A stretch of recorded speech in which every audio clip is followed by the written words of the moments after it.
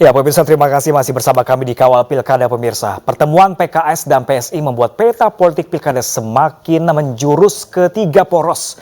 Bila akhirnya dua partai ini berkoalisi, maka mereka bisa mengajukan calonnya sendiri.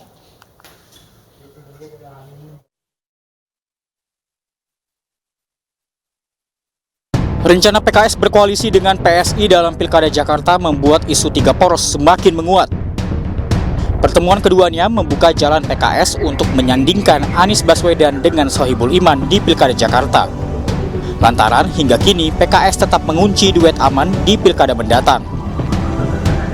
Sementara PDI Perjuangan rencananya akan mengajukan calonnya sendiri. Sosok Andika Perkasa diprediksi akan maju dalam Pilkada Jakarta. Komunikasi dengan PKB pun terus dijalin demi memuluskan rencana PDIP untuk mengajukan calonnya sendiri.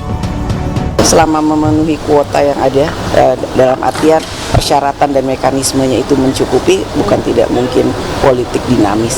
Termasuk peluang Anies Andika. Menarik. Sementara Partai Gerindra bersama Koalisi Indonesia Maju berencana maju dengan calon mereka sendiri. Gerindra pun telah siapkan kejutan dalam Pilkada Jakarta. Nama-nama calon yang akan diusung telah dikantongi Ketua Umum Partai Gerindra, Prabowo Subianto. Ini ya adalah kota tempat orang menaruh harapan. Banyak calon-calon baru yang calon kejutan akhirnya bisa menang. Kita ingat dulu Pak Jokowi adalah kejutan. Ya, tiba-tiba Gerindra, PDI yang semula mau mencalonkan kembali Pak Fauzi Bowo mencalonkan Pak Jokowi. Begitu juga Pak Anies diputus pada last minute ya. Nah, yang begini-beginian ternyata kansnya besar menang di Jakarta.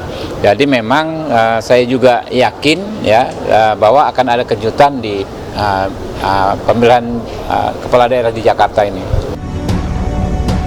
Saat ini PKS sebagai pemilik kursi terbanyak di DPRD 2024-2029 dengan 18 kursi tetap tidak bisa mengusung calon sendiri. Sementara PSI memiliki 8 kursi. Artinya, bila PKS berkoalisi dengan PSI, mereka bisa mengajukan calonnya sendiri. Sementara PDIP bisa mengajukan calonnya bila berkoalisi dengan PKB.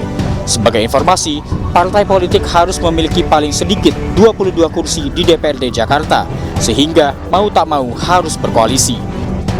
Tim Liputan iNews melaporkan.